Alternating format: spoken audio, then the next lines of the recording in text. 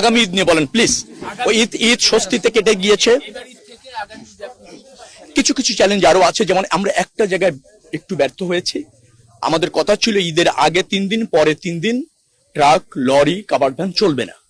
তারা এগ্রি করেছিল, বাট আমরা এখানে অন্য জায়গায় সফল হলেও চিটাগাং রোডে সামান্য, আর এখান থেকে যদি ঢাকা থেকে বগুড়া, মানে আমি বলছি যমুনা সেতু হয়ে যে রাস্তাটা আছে, সেখানে আমরা এই ট্রাক, লরি এবং কাভার্ড ভ্যান নিয়ন্ত্রণটা করতে পারিনি। ব্যাপক ভারে এসেছে এবং যে যান চলেছে তার প্রায় 60% ট্রাক হয়ে গিয়েছিল, যার জন্য ওখানে একটু চাপও বেশি হয়েছে।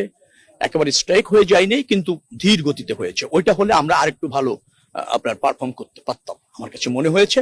তো সেটাতে আমরা ফোকাস দিয়েছি এবং এবার এই সিদ্ধান্ত হয়েছে মন্ত্রণালয়ে যে আমরা ওই এলাকায় গিয়ে, অর্থাৎ টাঙ্গাইল, সিরাজগঞ্জ, বগুড়া, গাজীপুর, ওই এলাকার ট্রাক মালিক যারা আছেন, বাস মালিক যারা আছেন, যারা লোকাল বাসও অনেক সময় হাইওয়েতে চলে আসে, যেহেতু যাত্রীর চাহিদা আছে, হাইওয়েতে চলা ধরেন রুট পারমিটও নাই ঢাকা থেকে বগুড়া যাওয়ার, কিন্তু গাজীপুরের এক বাসে লোক নিয়ে বগুড়াতে চলে যাচ্ছে।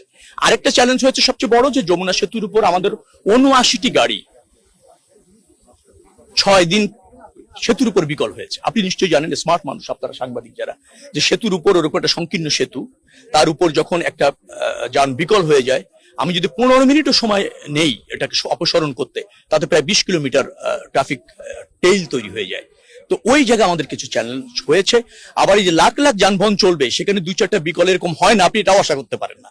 ভালো গাড়িও আমাদের একেবারে ওয়েল ফিটনেস আছে, সেই গাড়ি হঠাৎ করে স্টার্ট নিচ্ছেন, এরকম হয়। ওইটা আমাদের সেতুর সংকীর্ণতার কারণে মাত্র আমাদের ওই চ্যালেঞ্জটা হয়েছে।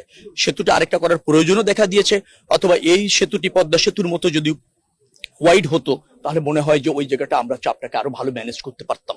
এরকম 2-1টা জায়গায় যেখানে ব্যত্যয় হয়েছে, আমরা চিন্তা করছি আগামী কুরবানির ঈদে। আর আগামী কুরবানির ঈদে আরো বড় চ্যালেঞ্জ, সেটা হচ্ছে এখন তো 1.5 কোটি মানুষ ঢাকা ছাড়লো, সেখানে 1.5 কোটি মানুষ ঢাকা ছাড়বে, আর 1 কোটি কুরবানির পশু কাছাকাছি ঢাকায় আসবে, অর্থাৎ 2.5 কোটি যাত্রী।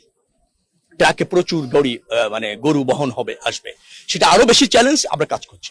সরকারের পলিসি হচ্ছে 3 মাসের রিজার্ভ দ্রুততম সময়ের মধ্যে নিষ্পত্তি হয়, আমরা এনশিওর করতে পারবো। এখন যেটা আছে 1 মাসের ছিল, আরো বাড়ছে প্রতিদিন। হ্যাঁ, আপনার যেটা হলে বলে করেন, আমরা সাপ্লাই কোনো সমস্যা নেই, ডিস্ট্রিবিউশনে কিছুটা প্রবলেম প্যানিকের কারণে হয়েছে। কিছু সুবিধাভোগী মানুষও আছে যারা একটা সংকট তৈরি করতে চায় রাষ্ট্রে, তারাও আছে। আবার কিছু মানুষ অতি সাবধান হয়ে জ্বালানি সংকট হতে পারে, যার জন্য বেশি স্টোর করতে চাইছে। এটা জাতিগতভাবে আমাদের কিন্তু এতটুকু প্যানিক ক্রিয়েট করে একটা অস্থিতিশীল পরিবেশ হয়ে যেতে